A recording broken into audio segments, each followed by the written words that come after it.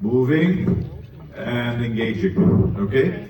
So, and please, like an opera, do not judge halfway through and say, oh my God, what the hell is he talking about? Because the way I will be doing it is actually building it up for you, and we will end up with a very high crescendo at the end of that. Okay? Good. So let me introduce myself. This is a beautiful image of Astana in the year 2040, with all the elements flying around and so on. This is my 30-second introduction. This is the kind of things I do. I'm an author. I get people dancing, so if you want to dance, I can do it. They were designed for the 20th century and set up in the 20th century. So the 20th century companies are coming down, and the 21st century companies are going up to celebrate innovation, to celebrate research and development, to actually bring ideas and investments together. We can solve the big challenges of the world. We can talk about poverty, healthcare, education, climate. AI can also help. I did this in 2017, 9 years ago, talking about AI.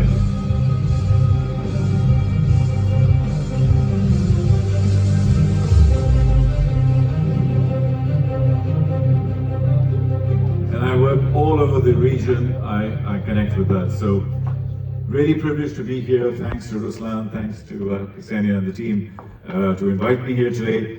And let's get the show on the road, so to speak. Okay, so as we move forward, I would like to ask you 3 very big questions. But before I ask those questions, I want to, how positive do you feel do you feel very positive about the world today? Yes? Okay. On a scale of 1 to 10, are we looking at 7, 8, 6? Okay, if you're at 6 out of 10, my job is to take you up to 9 today. Okay, next point. Question number 1, and that is, are you capitalizing on the 10x future? Because there is a 10x future out there. Are you capitalizing on this 10x future? We had a slide over that didn't work, so we'll just do it by show of hand. How many people feel that they are fully capitalizing on their 10x future? Raise your hands. Why only 10? 10x, yeah, why just 10x? We 20x, but let's leave it. There are about 15, not even 15, about 10 hands up there, which basically means that 95% of this room believes that they are not fulfilling their true potential. That's number 1. Globally, when I do it, it's less than 20%, so this is not a surprise at all. Second question, are you utilizing all your talents, skills, attributes, capabilities to fulfill yourself in this amazing AI 10x future, which I'll talk about as we go forward? How many people? I'd like to talk to the people who are doing it, because because they obviously know something I don't, because I'm struggling to do that. Okay. And last but not the least, are you embracing tech, AI, and creating companies around you, not digital companies, not companies who use digital, but AI companies who do finance? So today's bank is not a bank that does AI. Today's bank is an AI company that does finance. You see the understanding? It's actually different. And I will demonstrate to you today as we go forward. We'll focus a bit on Kazakhstan today, and looking as this is the year of AI in the country. My job is in 3 parts. The first part is to make you future ready. The title of this particular presentation is Leading from the Future. I believe, generally, that a lot of the future has already happened, it's just unevenly distributed. I'll say that again. A lot of the future has already happened, it's just not equally distributed. So we will need to explore that. The other thing, because we are at university, it's really important when you're top level, the best minds in the country and learning about that, is not just leading from the future, but learning from the future. So you position yourself in the future and you pull yourself back to today. Because a lot of things are already happening and we need to learn from the future, because we cannot learn from the past because the world's changed too much. We cannot learn from the present because we're too slow in adapting. We need to project ourselves in the future and learn from the future and come back from there. Okay, so the job today is to make you future ready, future fit, and future proof. So this little program today is to have around 20 minutes in each of these segments, and I'll take you there. Okay, cool. What do you see here? What do you see? Anybody? 10 seconds. Opportunities. Opportunities, okay. You have opportunities. Anybody? But one or two people in the room will normally see it. What do you see? Okay. So, my job today is to make sense of this. Once you've seen it, you cannot unsee it. And that's really, really key. Okay? Do you see the dog? Some people said dog, some people said something else. Dragon. Dragon. White and black picture. So this is a little bit like the future. It's a little bit fuzzy, okay? Let me show you. 1, 2, 3. It's a dog. Yeah. Okay? Now that you've seen the dog, I'll put it back. You can totally see it, can't you? So this is my job. This is what I do. Is I show you in this crazy future that we have in front of us, the elements that are relevant for us and as we look to this. This is really important for us. I'd like to do a visioning exercise. Can you play along with me, please? Can everybody just stand up and give yourself that much room? This is a moment of truth. Just give yourself that much room. Don't worry.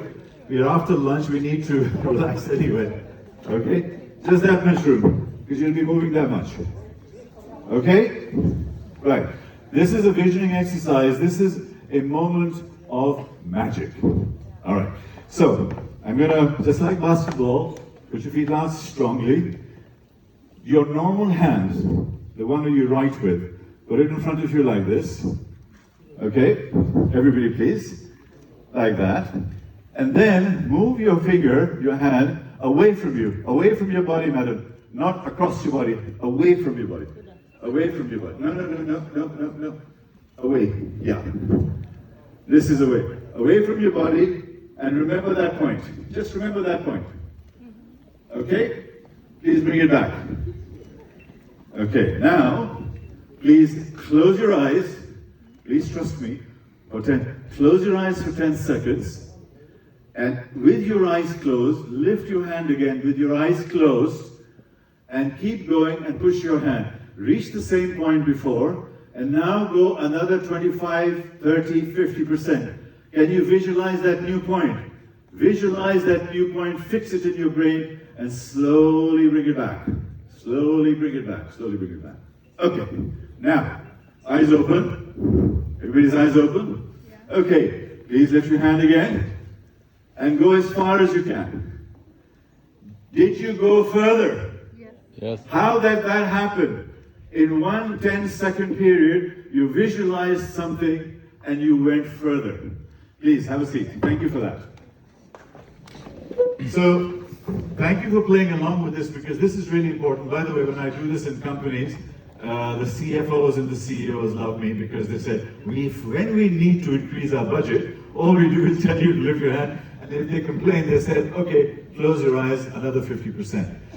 Point is about mindset and about visualization. If we believe something, if we are able to see something, we are able to make it happen.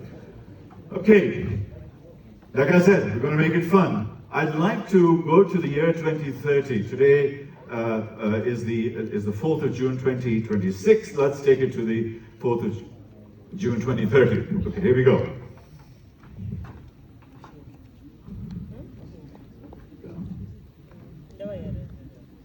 Go. It's still 26. The news of the future is stuck. there it is.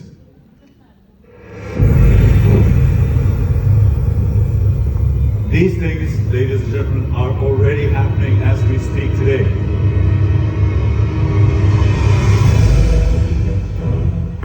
Universal translation, we won't need the wonderful translator out there because you have a chip in your head. Global internet opens opportunities completely. This is an amazing number of people. Living to 150. I explained that. Cancer and other diseases being cured.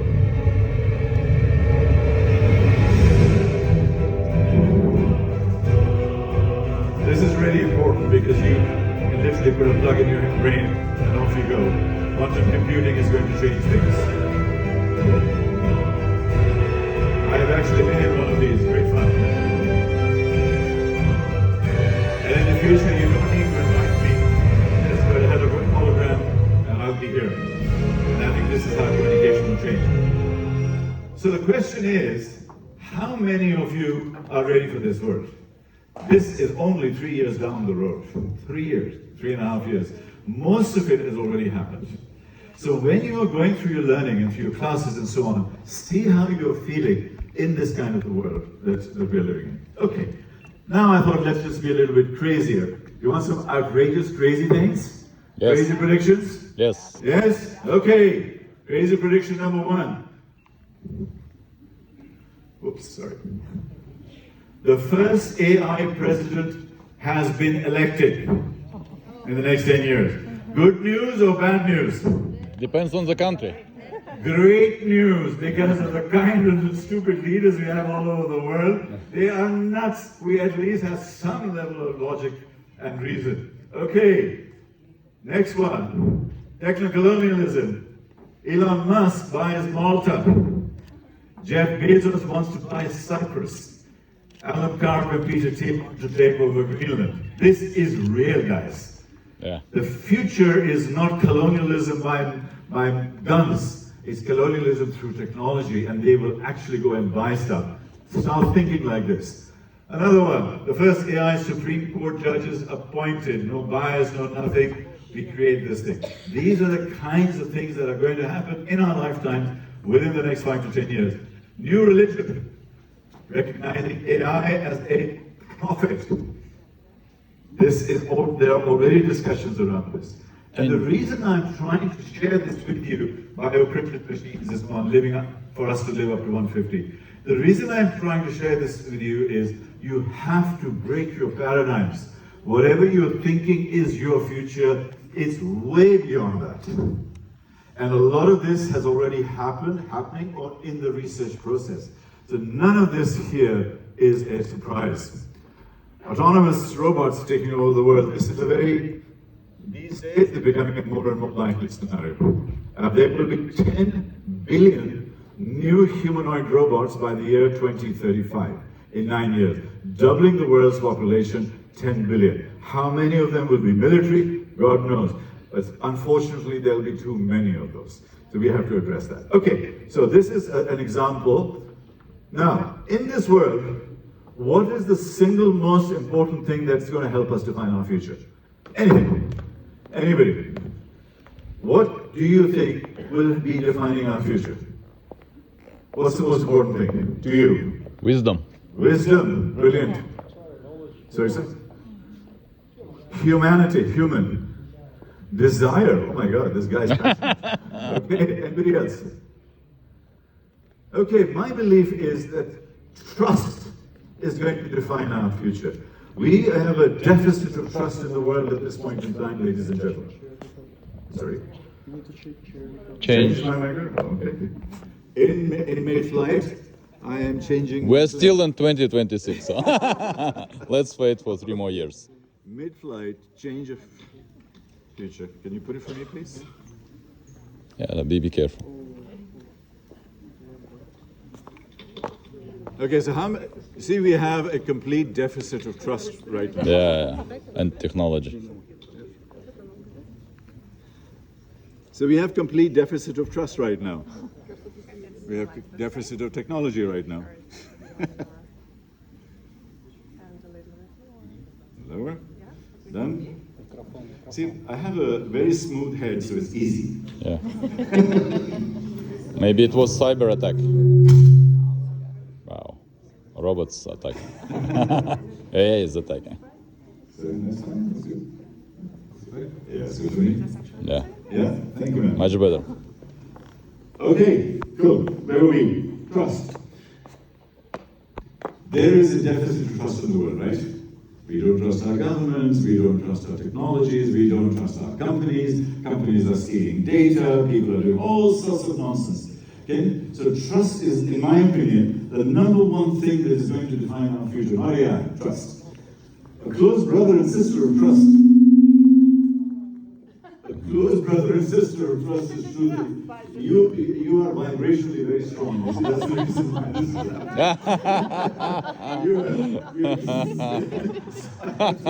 happening. So, close brother and sister of trust is truth and ethics. Can you imagine a world without trust, truth, and ethics?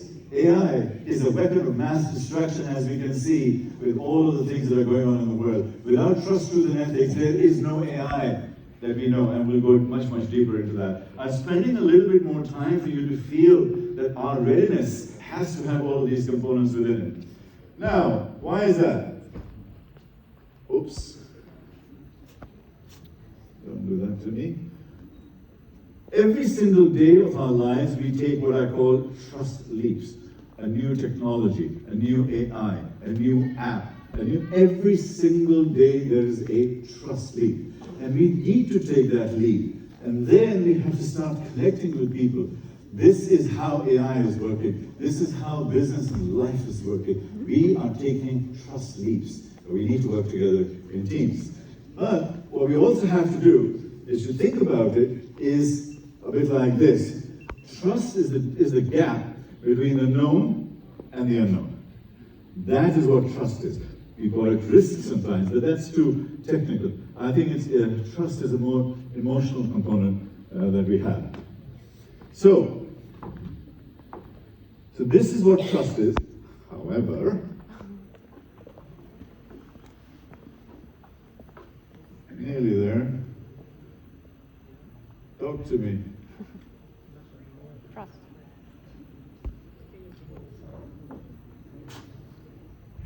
Guys? I get him. Okay. So we're going to have these little glitches, but we'll keep working away. But what I feel that is also important, that what's the point of having anything if you don't have empathy, love, values, humanity, friends, friendship, all of these things. So trust, truth, and ethics on the one side, humanity and love on the other side. These are the essential components of our life and the future. This is 100 meters, 2012. Usain Bolt. Less than 10 seconds. Why am I showing you this picture?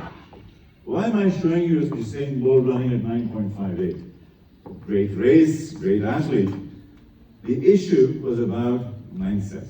What he did in the morning, he wrote down on a piece of paper 9.60. It had never happened in the history of the world that the human body could run at 9.6 seconds. But he wrote it, and he ran 9.58. If he had written 9.7, he probably would have run 9.68. This is why I did that readiness exercise, the visioning exercise, is if you can start, because you're in the middle of your life, you're in the middle of your program, you're at the peak of your career, this is the time you need to visualize yourself as far as the future is concerned. But as you're visualizing yourself, you need to visualize the different types of mindsets.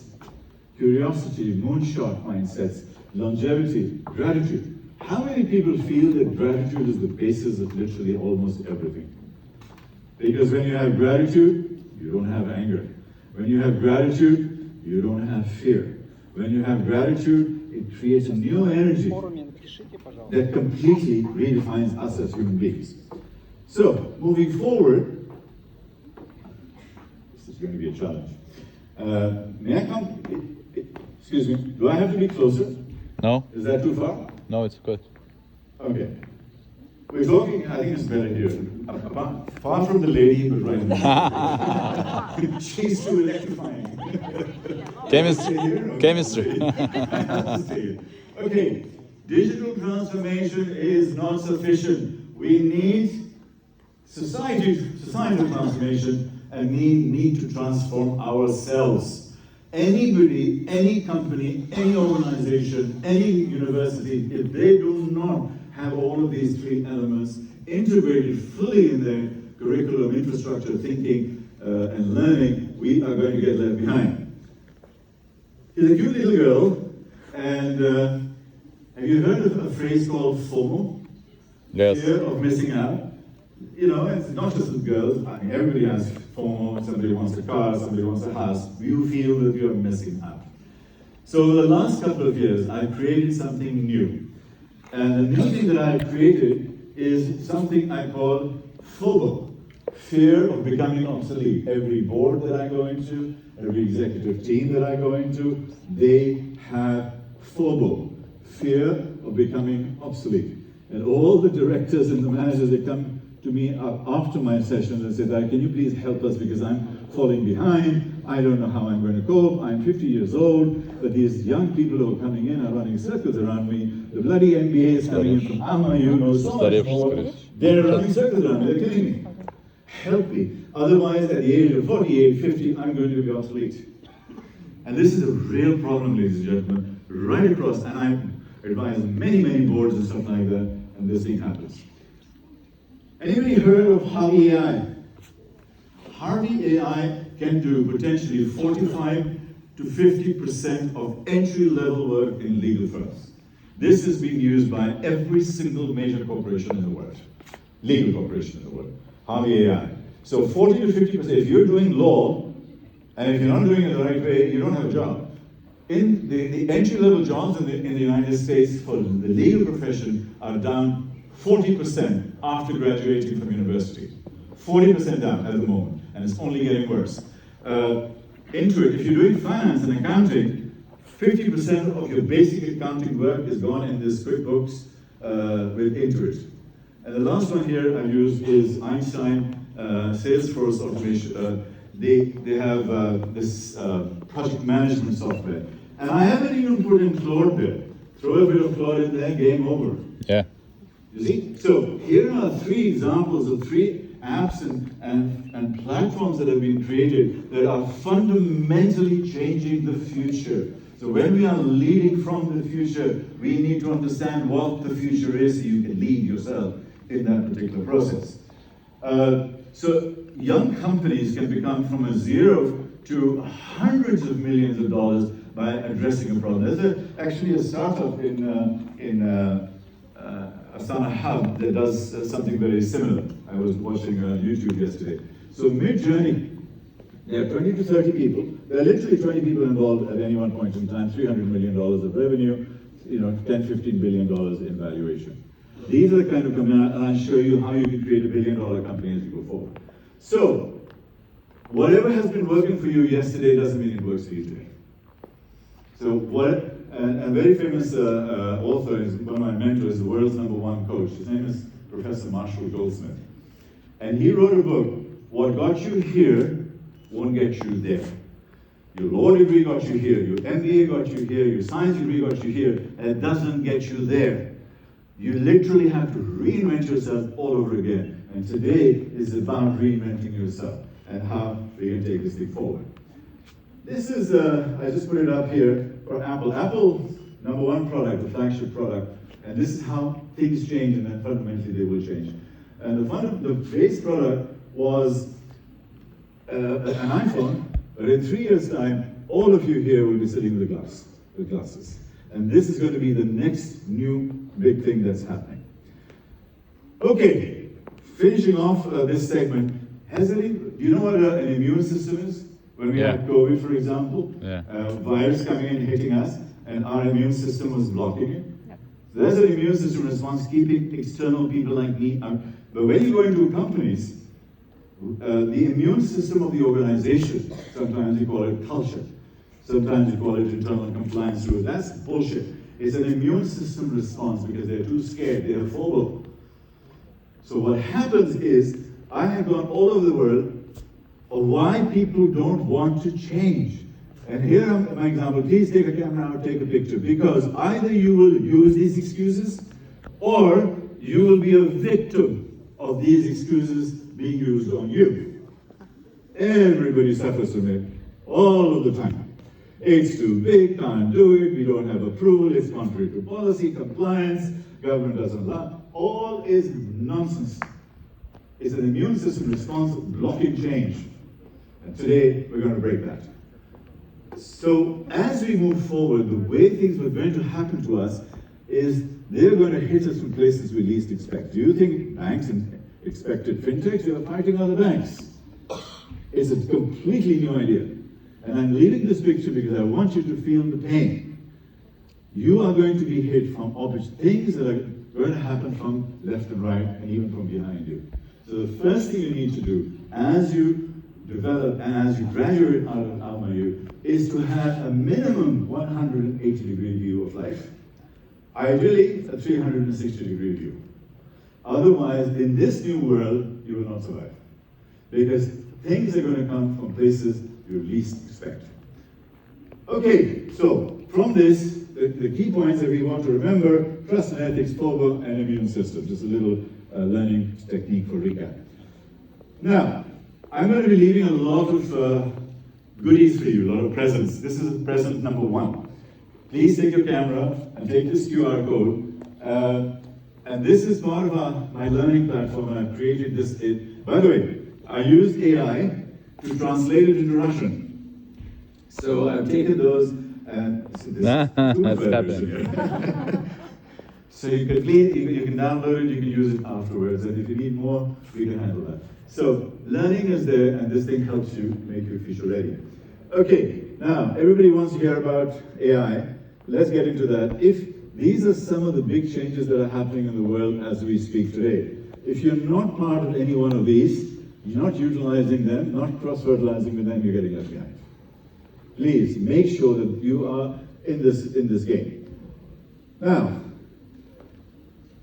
70 to 80% of the jobs that all of you are doing today, I'm going to say this very slowly, 70 to 80% of the jobs that you are doing today will no longer exist in the year 2030, 3.5 years from now. 80% of the people in this room will be doing a different job.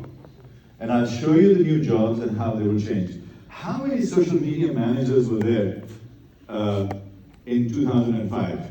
Zero. How many app developers were there in the year 2010? Zero. Things change. So we will change. But this is what's going to happen. Remember that you need to be able to adapt from there.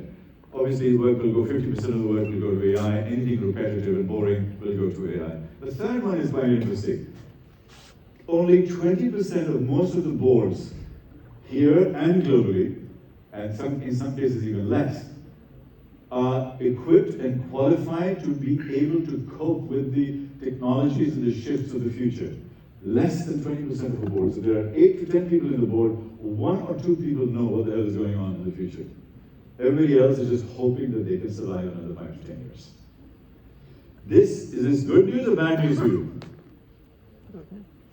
Bad news? Good news. This is great news. Guys, come on, you're 30-something, 40-something years of age, you're doing a top MBA, you're learning all this new AI shit, you go in and tell the board, what the hell are you guys doing? You know nothing. This is the opportunity for you to break down the doors. Younger people, smart young people who are appropriately qualified to get in there. This is a massive new opportunity, guys. And look at that. Don't look at yourself for the next job. Be the next board advisor. Because you're totally able and ready to do this. Come on.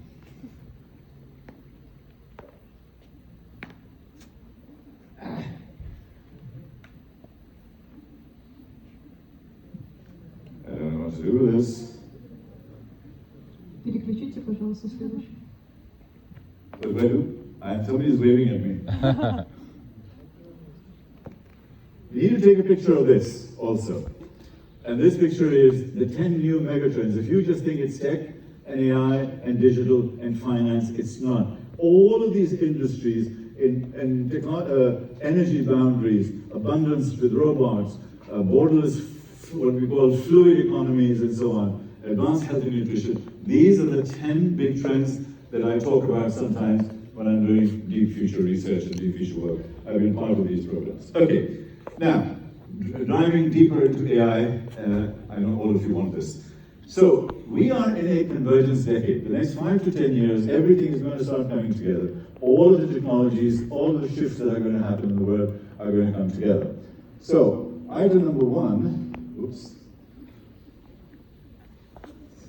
is called the abundance. So why is this convergence happening? Because what's happening is new technologies come in, cross-fertilize, accelerate, and the acceleration accelerates even further. So we will now start creating new things faster, cheaper, and better. The next one is called the abundance inflection point. What that is basically is that because of technology, because of AI, we can produce a million times or 10 million times more than we ever did before, because replication is much, much faster. And I'll give you examples in solar energy and various other places.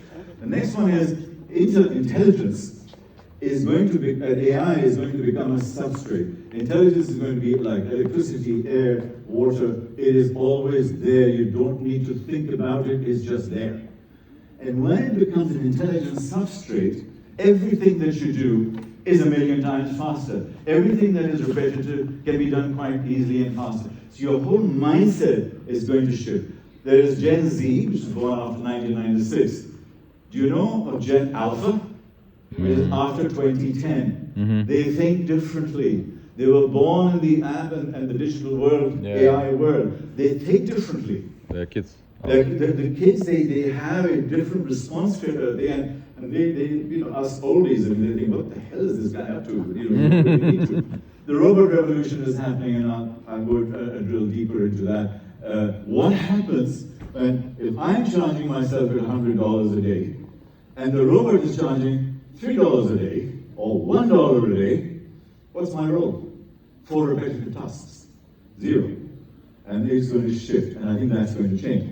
Biology becomes programmable, so every single thing in our health is proactive. We can move very, very quickly into preventive healthcare, not curative healthcare. The entire pharmaceutical industry is a scam. They are thieves, all of them. They want to make us sick. They are not in the healthcare business, guys. They are in the sick care business. You get sick, you get a medicine. You get sick, you go to a hospital. You get sick, you have an insurance company, and they give you junk food to make you sick.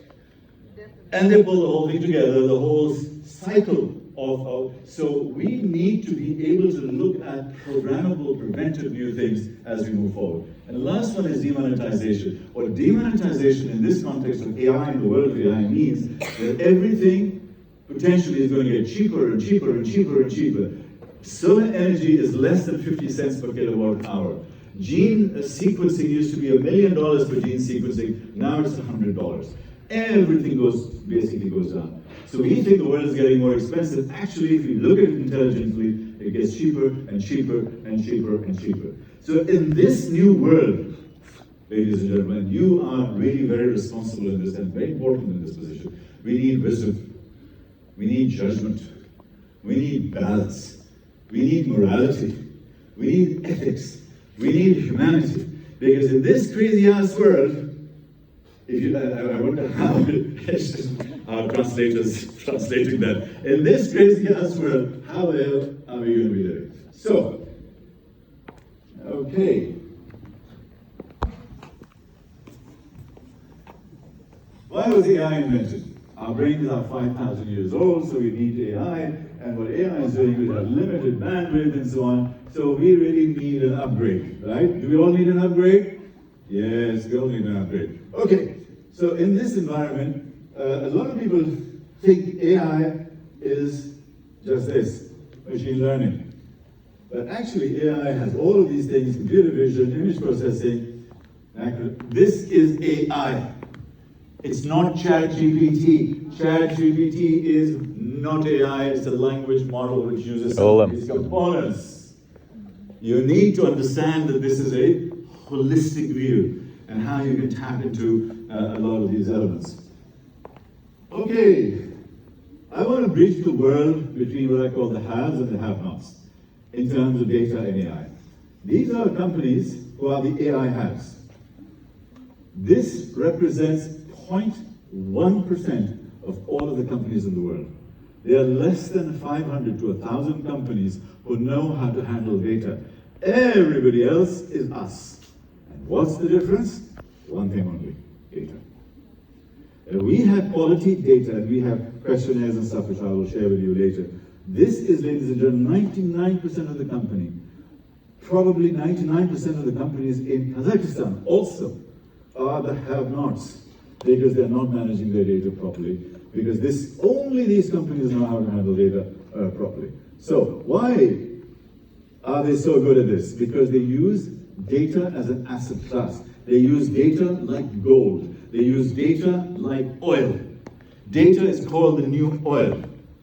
Raw data has, like oil, for example, if you go and buy a barrel of oil, it'll be now $100 because of the war and stuff like that. So that's $100, one barrel of oil, right? It's very simple. But if you synthesize it, cleanse it, enhance it, put additives into it, plastics, this, that, and the other, and you make it into jet fuel, do you know what jet fuel is at the moment? Yes. $1,500. Mm-hmm. So you've taken a $100 bit of data, haven't changed anything really, just cleansed it, cleaned it, and made it $1,500. That delta is these people who know how to handle data. They capture every single thing all of the time, and they make sure, and we are not very good at it, walk into a hospital, anytime, there's an amazing doctor, residents, nurses walking and looking after patients in the morning. Are they recording what they're talking about? Wasted, no. If they were Amazon, they'd be recording everything. If they were Uber, they would be recording everything. We need to record everything that we do, because then they can start putting all of those elements together.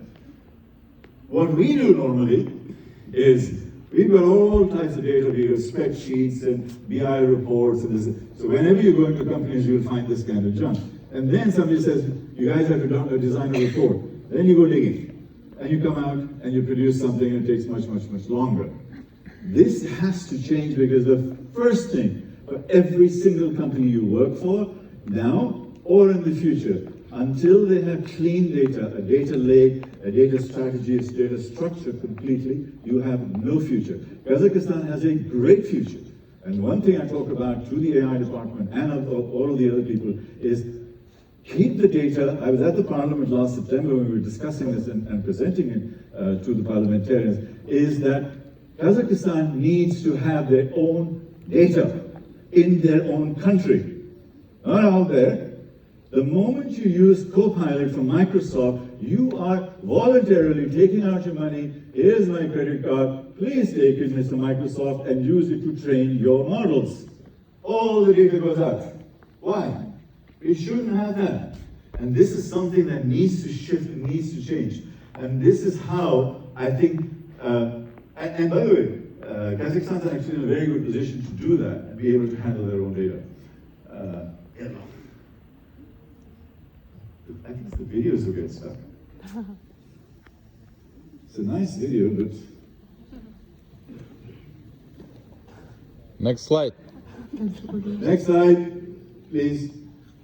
Okay. Next slide. And next slide. Hold it here for a little while. These are 10 top apps that we are using AI. If you're not using all of them, in lesser or greater extent, depending on the nature of your work, you're getting left behind. So it's not ChatGPT alone. If you are using Claude, use it. But if you are a master user of Claude, you are already 50% ahead of everybody else. So if you decide to become a master and expert of Claude, and some of the programs you run is to lift you to that level of expertise, you will be 40 to 50% of everybody else. So we're doing productivity activities within banks and other institutions for something. There may be another 5 or 10, and these 20 are the ones that decide our future and decide our world. Over the next 1 year, guys, while you're still at university, learn how to use this damn stuff. Because this is going to define who you are as you graduate. It might change in 1 year. It will change in 1 year, and I'm going to get there. So, is AI good or evil? Good? We will see. It's not good. Is it? It's not evil. It's sort of neutral, you know. Yeah. We can use it well. We can use it badly. Because you think killing machines using AI is good? That can't be good. And humanoid robots with that, and this is actually happening now. Number one, I don't have time right now, but I'll tell the story afterwards if you have time in the Q&A session.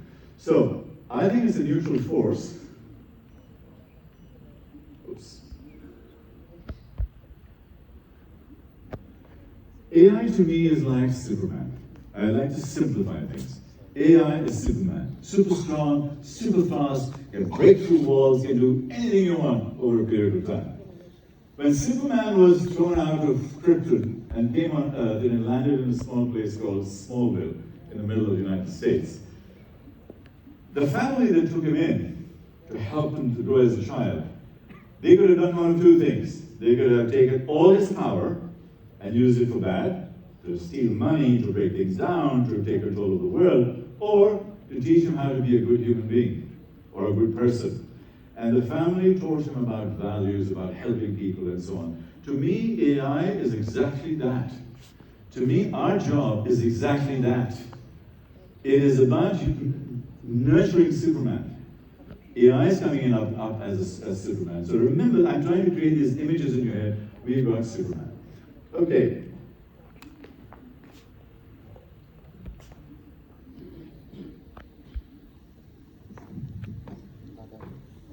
This is going to be difficult. Okay.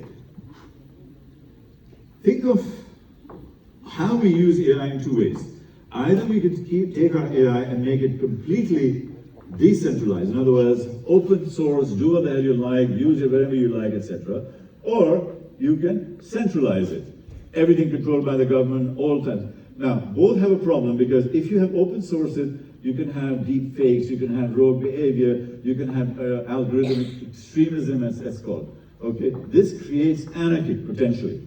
On the other side, regulated, too much surveillance, too much control, every techno-colonialism, centralized authority controlling everything, and there's a camera everywhere. We don't want either. What we are now looking for is that still strip in the middle, and that narrow pathway is what we are about. You as young graduates coming through into business life in the future, build yourself in that middle, create that narrow path, and I'll show you exactly how to do that. So as we look at that, imagine that is utopia. And do you know that in ChatGPT, the number one usefulness of ChatGPT by young people is as a friend and for therapy? Can you imagine the loneliness? And people have actually committed suicide using with the assistance of ChatGPT and so on and so forth. So, how do we restrict bots for kids? Do we have a rule for that? We don't. You can do whatever you like. You have a self-driving car, self-driving truck. It goes in and kills somebody. What are the rules? Is the truck guilty? Is the company guilty? Is the software developer guilty? Nobody knows. Things like guys. Agreement on what's too far in terms of how we use things. On the other side, where the central authority is controlling us, this is, by the way, a really, really important side. Please do take a picture. Is preventing, like whistleblower protection, suddenly you find that this company is using AI for bad reasons. They're using AI to control people. They're using AI to, I don't know, whatever negative thing you can think of. How does this work? And will there be any protection? What is known as a post-citizen AI rights? Because when robots are taking over, what are our rights?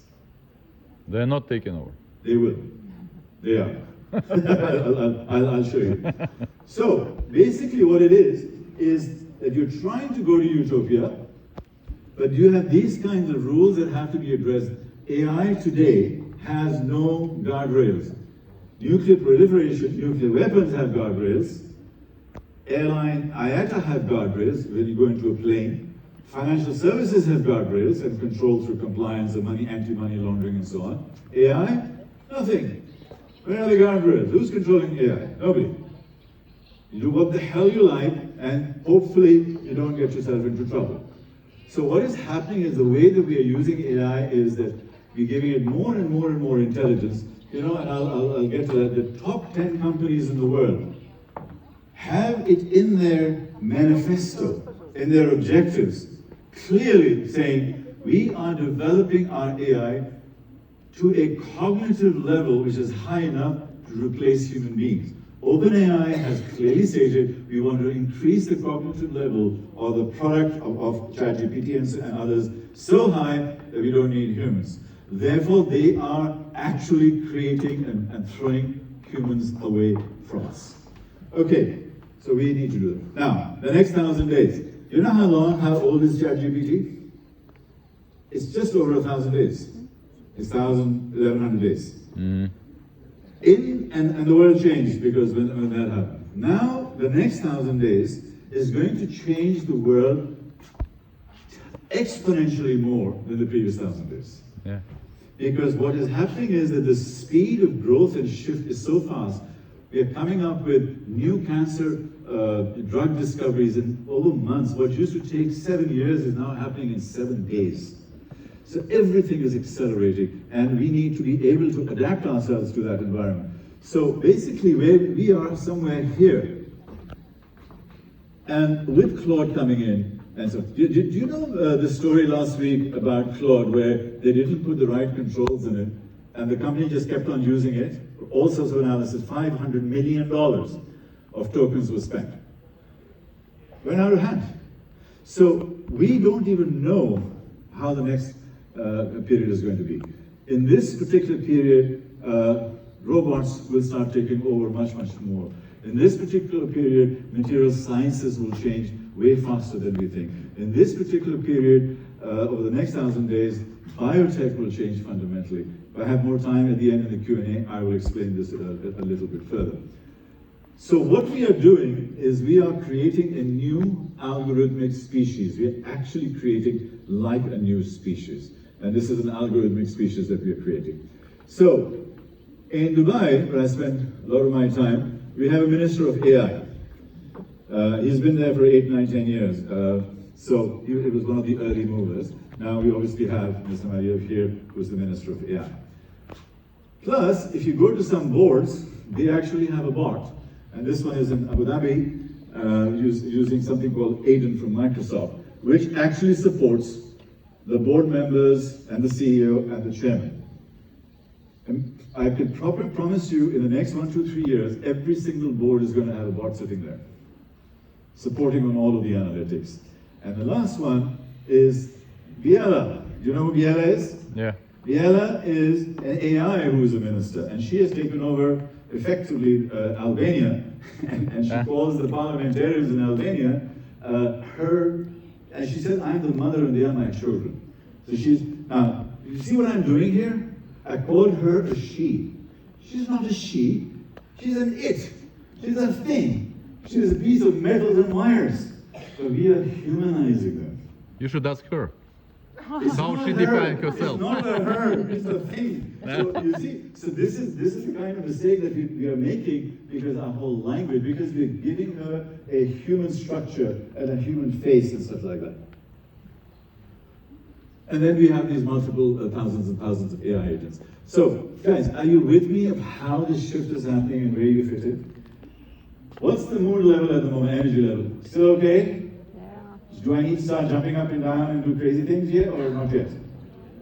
Okay, in about 5 minutes, I will start doing that. All right, so moving forward. AI, have you heard of a concept of digital immigrants?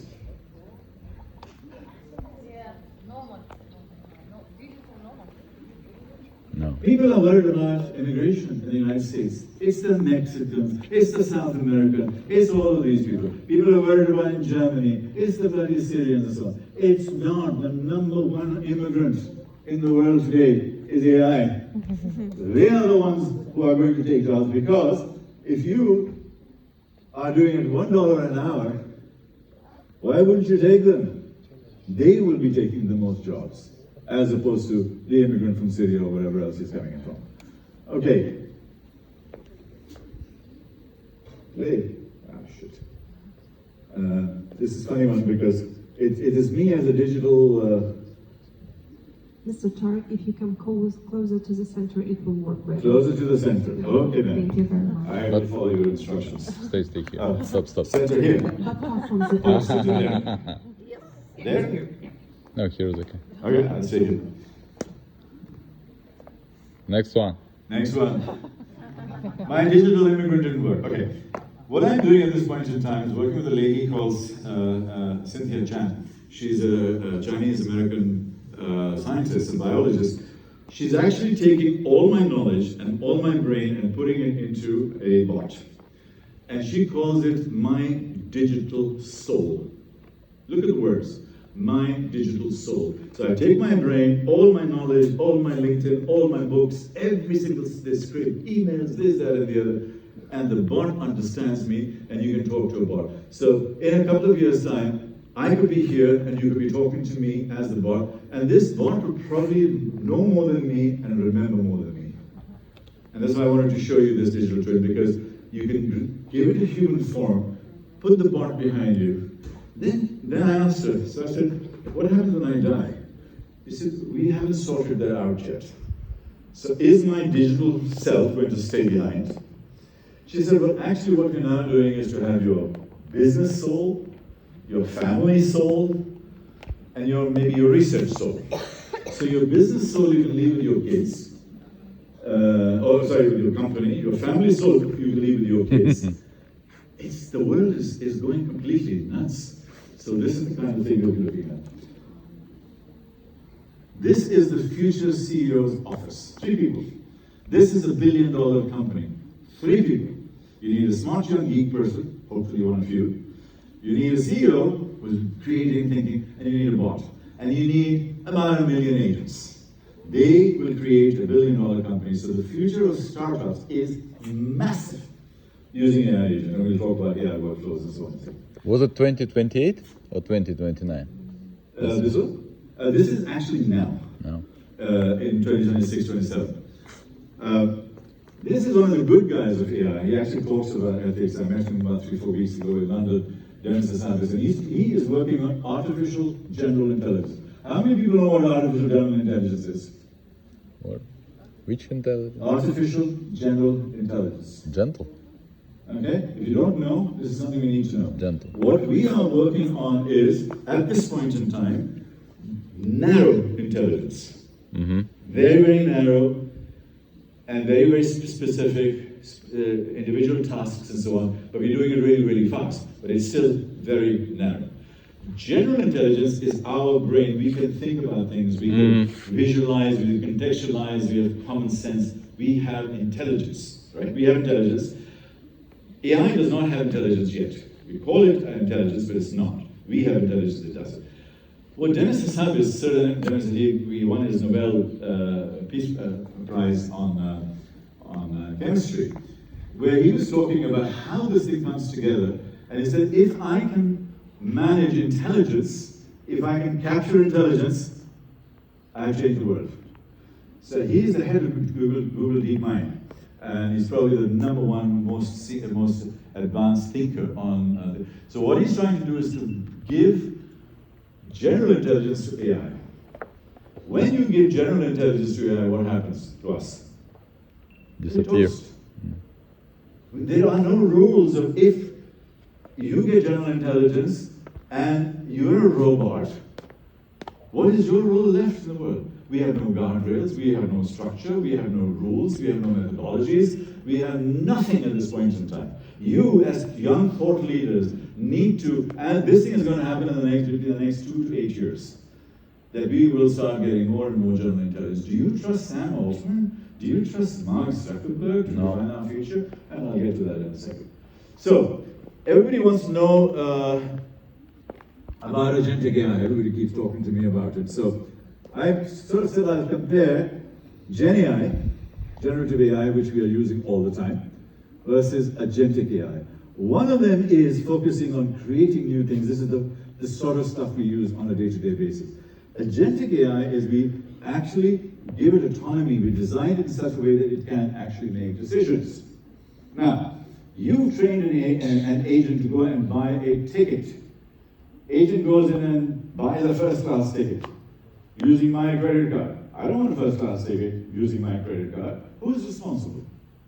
I still have to pay for it because the agent has taken its own decision. So we need to be able to do that. And by the way, I gave a very small example because this happened in Canada. But agents are now making decisions on our behalf to do things in various and crazy ways.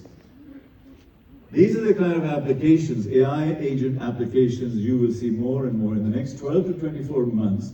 Kazakhstan, the way it's developing, Astana Hub, the way it's developing, AIFC, who I'm seeing tomorrow, with the way they're developing, with all of the AI work that you're doing, AI agents are going to start taking over. And a lot of the work will be given to them. And I think we need to be cautious and vigilant. I'm not saying I'm not anti-tech, but I'm tech with some level of control as we look forward. This is the usage in organizations of agentic AI. It is growing, and very soon it will become an integral part of every single thing that we do. Okay. This is a very crazy, scary slide.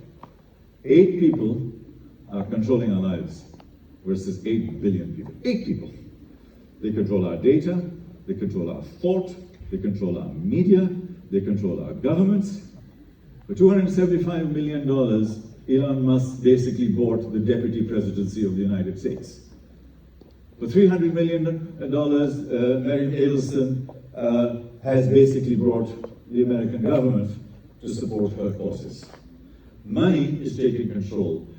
Anthropic is about to go into an IPO during this year. $1 trillion. They will make tens of, if not hundreds of new billionaires. The real estate market in San Francisco has disappeared. It doesn't exist anymore. Money doesn't mean anything anymore. That's why they want to buy countries. Why do you think all this Epstein shit happens? It's because you've got more money than God. What the hell do you do with it? You know, you do completely crazy things and go and chase 12-year-old girls. I mean, it's stupid. But this is how we need, our world is going through a very, very dystopian phase, guys, and we need to be able to address this. So, I have AI versus uranium. Which is more dangerous? AI is 100 times more dangerous. Uranium can just blow up things and can show things, but uranium doesn't think. Uranium cannot reproduce itself. Nuclear bombs cannot produce more nuclear bombs, but AI can produce more AI. And the wrong AI and the rogue AI, by the way, all of the movies, Hollywood knows in advance what's going on. All of the movies in Mission Impossible and James Bond and every single thing are about AI going rogue, right? That's what's happening. Because they're already anticipating all of these things. Okay, you're economics graduates in this room? Okay, GDP. Do you think GDP is a good measure of wealth of a country? Yes? Absolutely not. Not yet. It's very, very so-so, about 70% value. So what GDP is material, labor, and capital. You know what it's missing, and you are the difference. You are the difference. What it's missing is intelligence. AI is the intelligence component, so suddenly the value of a person utilizing AI with all of the capabilities of AI goes up 100%. If your productivity is now increased by 100% by using AI or Claude or whatever else, shouldn't that be measured in GDP? Do you think that Mickey Mouse Dubai has a GDP of $200 billion? It is 5 times more than that. Do you think that a place like Singapore and South Korea, it has $1 trillion GDP? They're 5 times more than that. Because they have this intelligence piece. We're completely missing that. We're missing robotics. We're missing technology. We're missing all that growth. The GDP has to be redefined. So when this thing gets redefined, I believe I'm getting now closer to the future-proofing part. This is the last slide on the future fitting. future fit model. With all of this thing happening, we need to have some kind of a new social contract, right? We need to think differently. Democracy is out of the window. Information is all over the place. So what we have is this new social contract.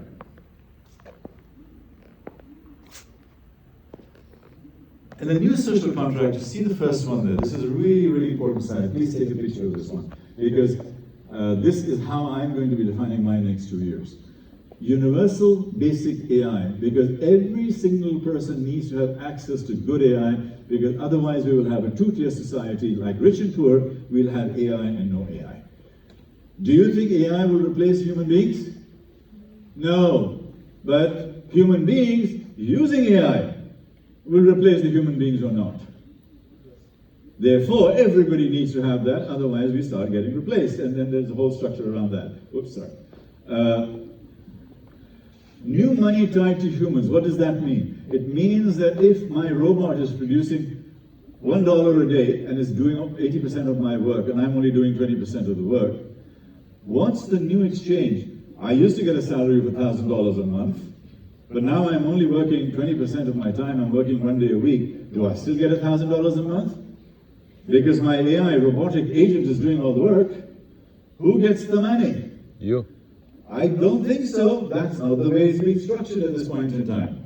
It's the way they're controlling this whole thing is we need a new contract. In other words, every time I fire her, sorry, I mean, I fire her, I buy a robot who's sitting here, I have to pay a robot tax to pay her salary and for her kids. Yes. You need these new rules. That's the new social contract.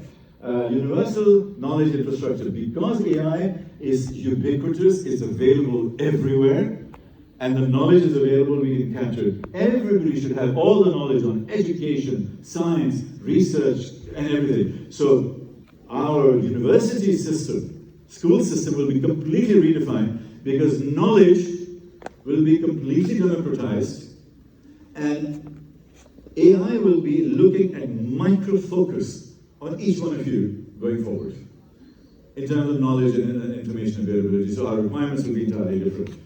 Decentralized intelligence systems, why do 8 people control it? I think we should control it here in Kazakhstan.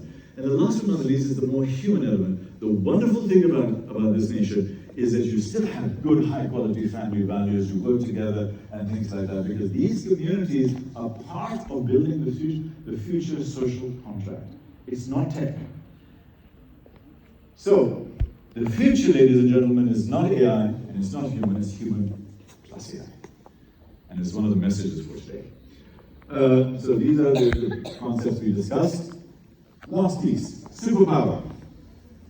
Do all of you have superpowers? This is how I'm building your muscles for the future. You all have superpowers? Yes. Okay. Can you, for about a minute or so, talk to the person next to you, 30 seconds each way, and please, madam, you share your superpower with this gentleman, and he says superpower with her. What is your superpower and what is your superpower? Okay? Your superpower with each other, 1 minute, 30 seconds each.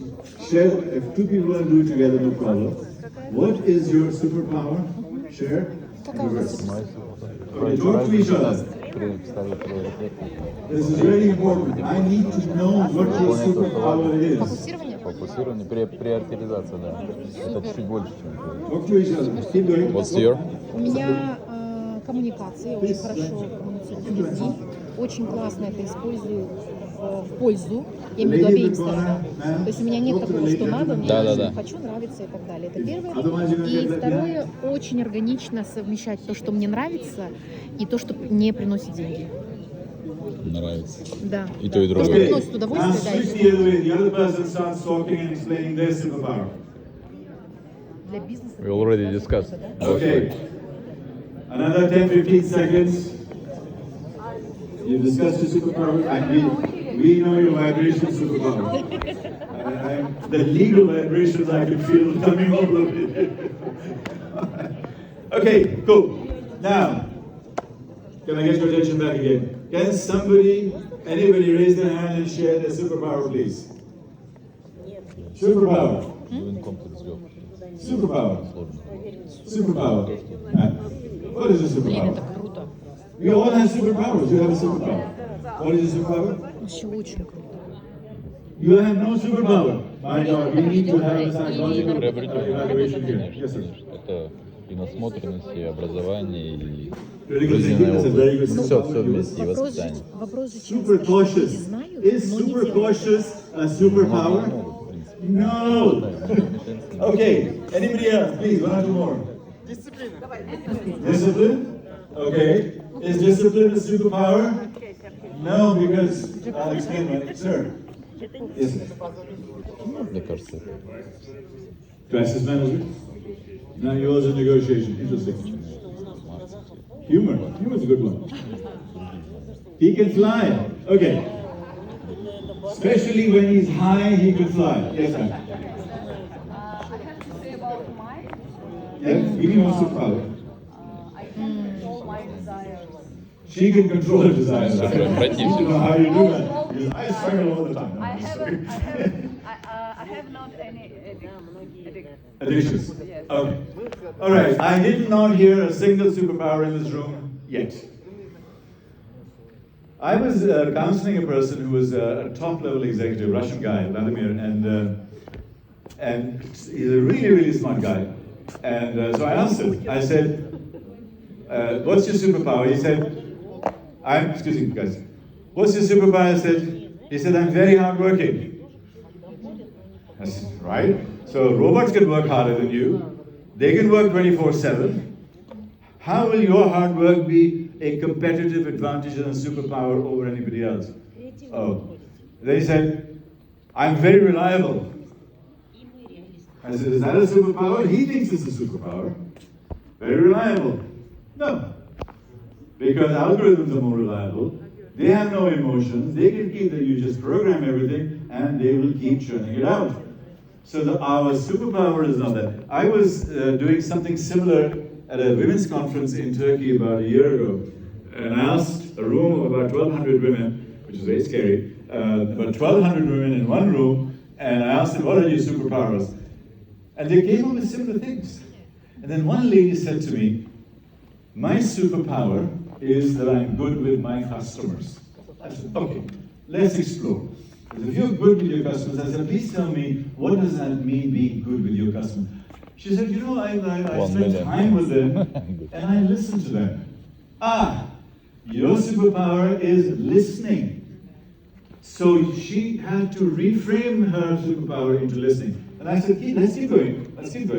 What else do you do? She said, "No, I sit with them and I think about them and I go into their side of the whole plan and I think like them and with them." I said, "Could you please give me another word for that?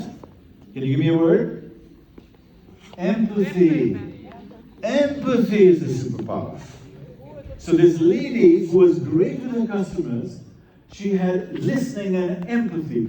That's the reframing, ladies and gentlemen, in your life.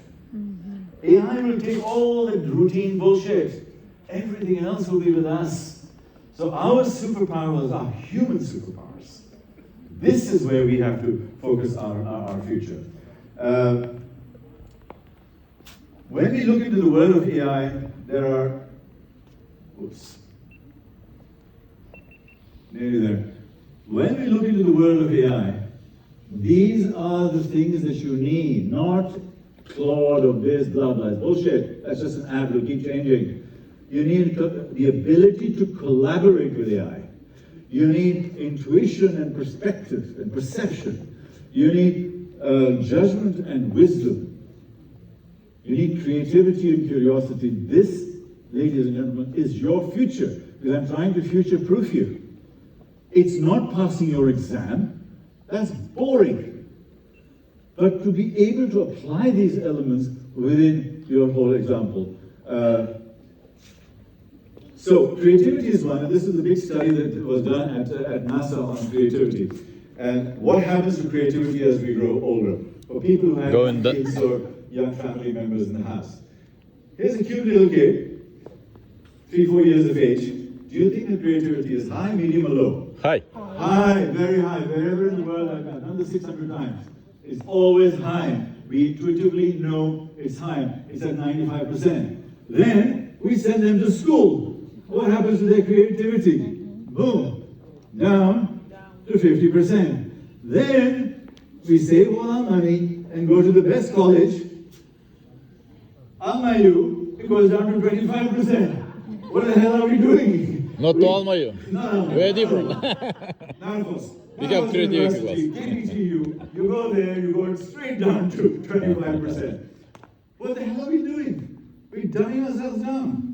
And we, ladies and gentlemen, are at a handsome 10%. So we were born creative geniuses, and all our lives, basically what we did is we dumbed ourselves down.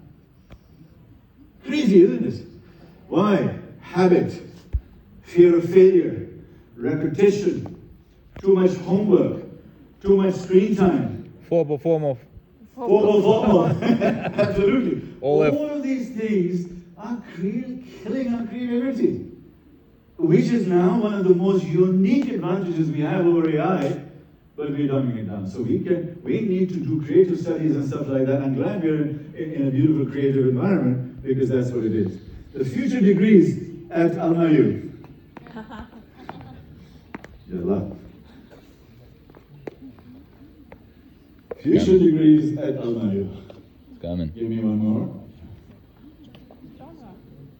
These are the future degrees, not an MBA. MBA is history, it's toast. Please finish it and forget it. It's over. Administration, Masters of Business, administration by definition is to be done by AI. It could be Master of Business Intelligence. It could be Masters of Business Impact. But administration? That's a load of nonsense. It's finished. As we look forward into the future, look at the degrees up there.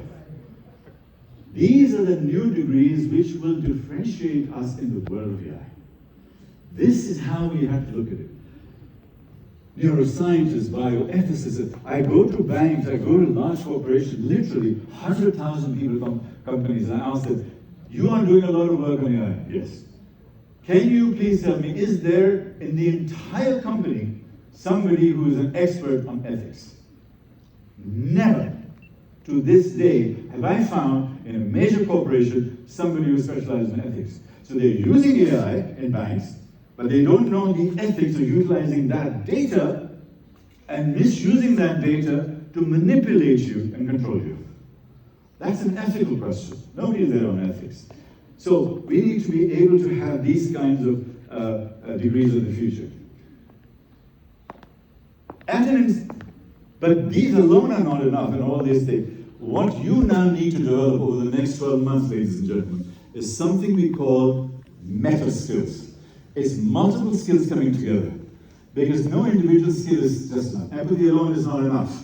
Critical thinking alone is not enough. So what we do is future self-architecture. Do an old assessment and see where your gaps are, and understand that and do a self-analysis and fill those gaps. Human and AI collaboration fluency. So the HR people in this company, in this room, or where they are applying for jobs, is how fluent are you between those 10 apps that we showed you? How much can you go in and out? How do you apply them? That's the meta skill. Not empathy alone is not enough.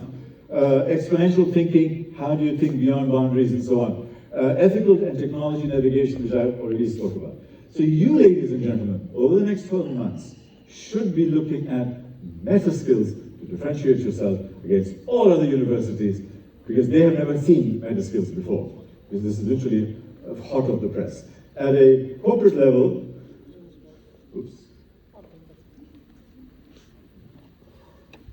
where are my institutions? No. It was 2 slides before. Yeah, I missed that, yeah. One more. So if you're in an institution, these are the kinds of skills you need. So if I'm in Halibank, if I'm at Caspi, if I'm at Freedom Bank, if I'm in any of these organizations, I say AI consequence literacy. In other words, if I use AI, what will be the consequence and how do I understand and how do I apply it? That's the skill you're looking at, that's the meta skill. Trust framework navigation, how do you build trust into your organization and make it an integral part of your company? How do you readiness gap diagnosis, and this is, I'm going to give you a second give in a second. So these are the kinds of skills that you need as you go forward. The good news is that jobs created by AI will exceed jobs lost by AI, as long as you're on the right path. So no worries. Getting there and finished. Okay.